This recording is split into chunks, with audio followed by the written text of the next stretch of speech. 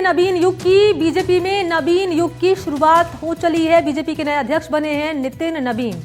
Delhi BJP मुख्यालय में आज वो कमान संभालेंगे। वक्त रहेगा सुबह 11:30 बजे का। पीएम की मौजूदगी में कमान संभालेंगे नितिन नवीन। निर्विरोध निर्वाचित हुए हैं नितिन नवीन। ये महत्वपूर्ण जानकारी आपको दे रहे हैं। तो नवीन युग की यहाँ शुरुआत हो गई है बीजेपी में। बीजेपी के नए अध्यक्ष बने हैं नितिन नवीन। ये बड़ी खबर है। दिल्ली बीजेपी मुख्यालय में आज कमान संभालेंगे नितिन नवीन। सुबह 11:30 बजे पीएम की मौजूदगी में कमान संभालेंगे। निर्विरोध निर्वाचित हुए हैं नितिन नवीन। तो आज अध्यक्ष पद का पदभार वो संभालेंगे। दिल्ली बीजेपी मुख्यालय में संभालेंगे कमान नितिन नवीन। सुबह 11:30 बजे पीएम की मौजूदगी में कमान संभालेंगे। तो जश्न की तस्वीरें भी आपके सामने हम रख रहे हैं। तो नितिन नवीन जो कि बने हैं नए राष्ट्रीय अध्यक्ष, आज पदभार संभालेंगे। राष्ट्रीय अध्यक्ष के तौर पर नितिन नवीन, पहले कार्यकारी अध्यक्ष उन्हें बनाया गया था और अब यहां निर्विरोध निर्वाचित हुए हैं नितिन नवीन। तो बीजेपी में नवीन युग की शुरुआत हो गई है और आज दिल्ली बीजेपी मुख्यालय में पदभार संभालेंगे नितिन नवीन। तो कार्यकर्ताओं में जश्न का माहौल नजर आ रहा है। फूलों की बरसात यहां की जा रही है, वर्षा की जा रही है। और इन सबके बीच पटना में नितिन नवीन के अध्यक्ष बनने पर जश्न मनाया गया है। बीजेपी नेता ने 1001 किलोग्राम लड्डू का ऑर्डर दिया है। पार्टी कार्यालय के साथ साथ बांकीपुर विधानसभा में लड्डू बांटे जाएंगे। बिहार बीजेपी की कार्यकारिणी सदस्य कृष्णा सिंह ने यह ऑर्डर दिया है 1001 किलोग्राम लड्डुओं का। तो कैसे बने हैं? संगठन में लगातार काम करते रहे हैं। हर जिम्मेदारी समय पर पूरा करने की उनकी छवि रही है। बिना विवाद, लो प्रोफाइल वर्किंग स्टाइल उनका रहा है। तो ये पूरा बैकग्राउंड रहा है नितिन नवीन का। और ये तस्वीरें आपके सामने रख रहे हैं जब 1001 किलोग्राम लड्डुओं का ऑर्डर दिया गया है। तो नितिन नवीन के लिए कुल 37 नामांकन पत्र हुए हैं दाखिल।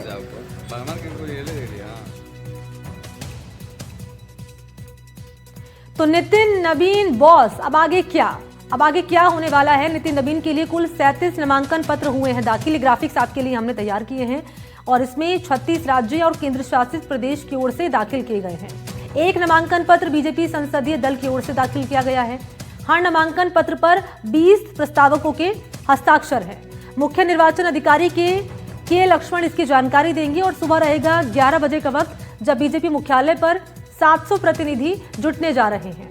तो आपके टीवी स्क्रीन पर सिलसिलेवार तरीके से हमें पूरे ग्राफिक्स रख रहे हैं कि आगे आपको बताते चले कि प्रधानमंत्री नरेंद्र मोदी हैं, वो भी यहाँ पर मौजूद रहने वाले हैं। पीएम की मौजूदगी में शाम 6 बजे का वक्त बताया जा रहा है जब औपचारिक ऐलान किया जाएगा नाम का।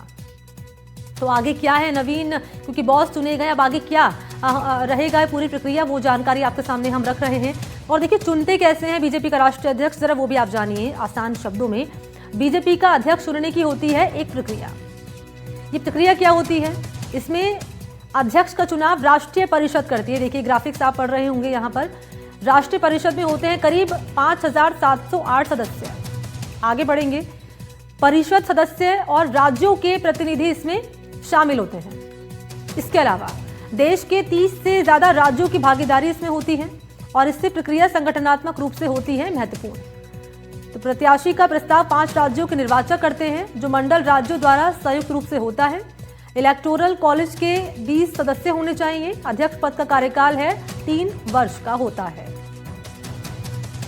और इस वक्त वीरेंद्र हमारे साथ जुड़ चुके हैं ज्यादा जानकारी लिए। वीरेंद्र, क्योंकि औपचारिक नाम का ऐलान होना बाकी है, लेकिन यहाँ चुने गए निर्विरोध निर्वाचित हुए हैं नितिन नवीन बीजेपी के राष्ट्रीय अध्यक्ष। हम तस्वीरें देख रहे हैं अलग अलग शहरों से जो सामने आ रही है कि जश्न मनाया जा रहा है, लड्डुओं का ऑर्डर दे दिया गया है। राजस्थान में क्या माहौल नजर आ रहा है? बिल्कुल, देखिए अगर राजस्थान की बात की जाए तो राजस्थान भी जो है यहाँ पर नितिन नवीन के जैसे ही 11:30 बजे के करीब जो पद ग्रहण होगा उसके बाद जो है यहाँ पर कार्यकर्ताओं के अंदर एक नया जोश है। युवा पीढ़ी के अंदर जो नया जोश है वो देखने को मिलेगा, क्योंकि युवा पीढ़ी हम इसलिए बोल रहे हैं क्योंकि आप देखेंगे कि लगभग 47 साल के जो नितिन नवीन है, उनकी जो टीम होगी वो युवा रहने वाली है। और इसके साथ ही जो नए भारत के जो प्रधानमंत्री नरेंद्र मोदी ने जो कल्पना की है, उसके अंदर जो है ये टीम है अपना काफी बड़ा योगदान है वो देने वाली है। इसके साथ ही आपको बता दें कि यहाँ पर जिस तरीके से राजस्थान के अंदर 2006 में पहली बार जो अगर बात करें यहाँ पर नितिन नवीन की, तो 2006 के अंदर पहली बार जो है यहाँ पर नितिन नवीन है वो यहाँ पर विधायक का चुनाव लड़े थे। और उसके बाद धीरे धीरे वो राजनीति के अंदर अपना जो कह सकते हैं कि एक अलग ही जो है छवि बनाते हुए दिखाई दिए। और इस साफ छवि के चलते जो है अब इनको जो यहाँ पर प्रधानमंत्री नरेंद्र मोदी और जो कह सकते हैं कि बीजेपी के बड़े दिग्गज नेताओं के द्वारा, सीनियर लीडर्स के द्वारा जो है उन्हें बीजेपी की कमान दी गई है। और यहाँ पर जो है लगभग 11:30 बजे जो है अलग अलग राज्यों से जो मुख्यमंत्री हैं, पदाधिकारी हैं, सब जो है यहाँ पर दिल्ली के अंदर जमा हुए हैं। और जो 11:30 बजे के करीब जो है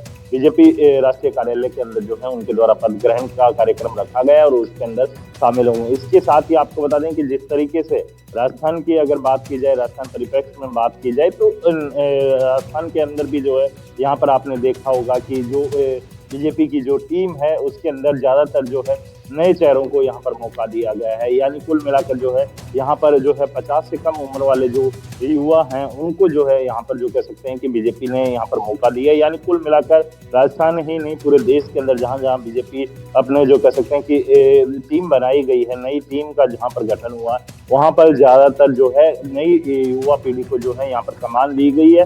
और जो विकसित भारत की जो कल्पना की जा रही है, उस कल्पना के अंदर जो कह सकते हैं इन युवा टीम का जो कह सकते हैं काफी बड़ा योगदान रहने वाला है। जी मनी, बिल्कुल। आप ये युवा जिस बात का आप जिक्र कर रहे हैं कि युवा टीम को शामिल किया गया, वीरेंद्र, इसके हम मायने क्या समझे? बीजेपी ने अब लगातार युवा चेहरों को शामिल कर रही है और जैसे कि आप बता रहे हैं अंडर 50 ये नेता हैं जिनको शामिल किया जा रहा है बीजेपी में।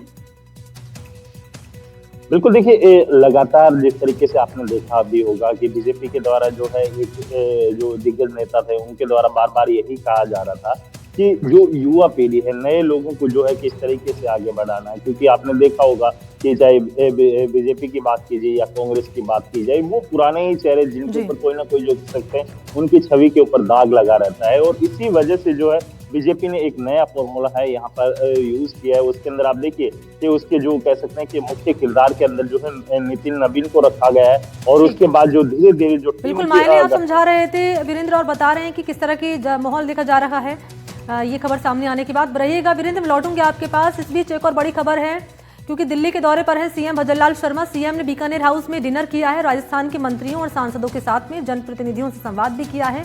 और क्योंकि बजट भी पेश होने वाला है राजस्थान का, और इस पर भी चर्चा हुई है तमाम सांसदों और मंत्रियों के साथ में डिनर टेबल पर। राजस्थान के विकास को लेकर हुई है चर्चा। और अगली खबर है एसआईआर मामले को लेकर। एसआईआर को लेकर लालकोठी थाने में दी गई है शिकायत। पार्षद अकबर कुरैशी ने शिकायत दी है एसआईआर को लेकर। गैर कानूनी रूप से नाम काटने का आरोप लगा रहे हैं पार्षद हैं अकबर कुरैशी। नाम काटने वाले लोगों के खिलाफ कार्रवाई की मांग वो कर रहे हैं। ये एफआईआर की कॉपी आपके सामने रख रहे हैं। ये शिकायत दी है पार्षद, नाम है इनका अकबर कुरैशी, और लालकोठी थाने में शिकायत दी गई है। गैर कानूनी रूप से नाम काटने का लगा रहे हैं आरोप। वीरेंद्र लगातार बने हुए। वीरेंद्र, क्या कहा गया है? पार्षद अकबर कुरैशी की ओर से शिकायत की गई है एसआईआर को लेकर। शिकायत में क्या लिखा गया है और इस मामले में जांच शुरू हो गई है क्या?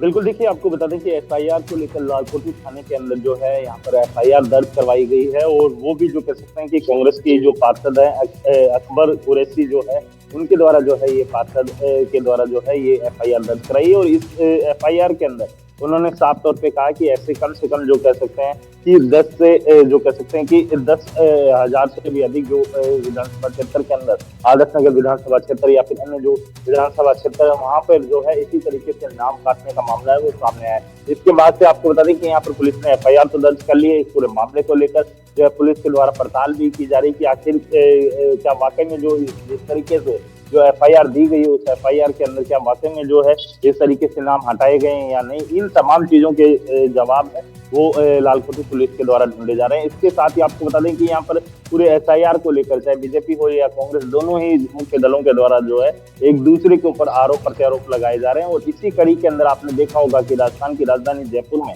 जो जहां पर कांग्रेस के नेताओं के द्वारा साफ तौर पे कहा है कि पूरे प्रदेश भर के अंदर लगभग जो कह सकते हैं कि लाखों की संख्या के अंदर जो है यहाँ पर नाम काटने का काम है वो बीजेपी के द्वारा किया जा रहा है। वहीं अगर बीजेपी नेताओं की बात की जाए तो बीजेपी नेताओं का साफ तौर पे ये कहना है कि ये पहली बार है जो कह सकते हैं कि एसआईआर नहीं हो रही। इसके पूर्व के अंदर भी जो है कई बार एसआईआर हो चुकी है, उनके अंदर भी जो है इसी तरीके से नाम है वो हटाए गए। लेकिन सबसे बड़ा सवाल ये है कि जिस तरीके से देखा गया है राजधानी जयपुर के अलावा पूरे प्रदेश के अंदर, तो आप देखेंगे कि जगह जगह पे जो है कांग्रेस के द्वारा जो है इस पूरे मामले को लेकर जो है यहाँ पर विरोध प्रदर्शन किए जा रहे हैं।